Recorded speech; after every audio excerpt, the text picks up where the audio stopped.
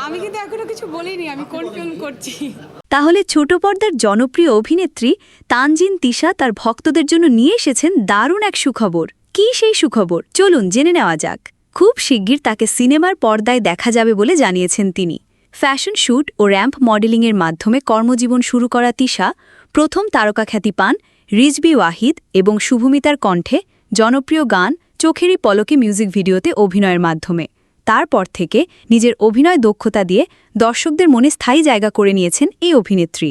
সম্প্রতি এক অনুষ্ঠানে আবেগাপ্লুত কণ্ঠে তিশা বলেন, এটা আমার কাছে পৃথিবীর সবচেয়ে লাভলি একটা মুহূর্ত। আমার মা এটা দ্বিতীয় সময় কোথাও আদর্শ মা হিসেবে অ্যাওয়ার্ড পায়। মায়ের সম্মাননা প্রসঙ্গে তিশা আরও বলেন, প্রত্যেক আর্টিস্ট সন্তানের পেছনে বাবা মার দায়িত্ব যেমন, বাবা মার ভারটাও অনেক।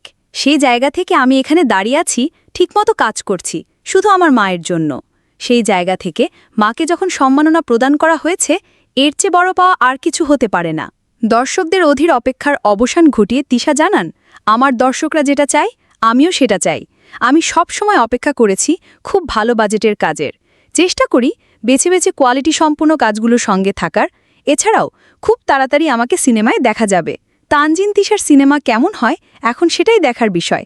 আপনাদের কি মনে হয়, তানজিন তিশা কি সাবিলা নূর পেছনে ফেলতে পারবে? কমেন্ট করে জানাতে পারেন আপনার মতামত। দর্শকদের প্রতি কৃতজ্ঞতা প্রকাশ করে এই প্রতিভাবান অভিনেত্রী বলেন, আমার দর্শকদের জন্যই আজ আমি এই অবস্থানে।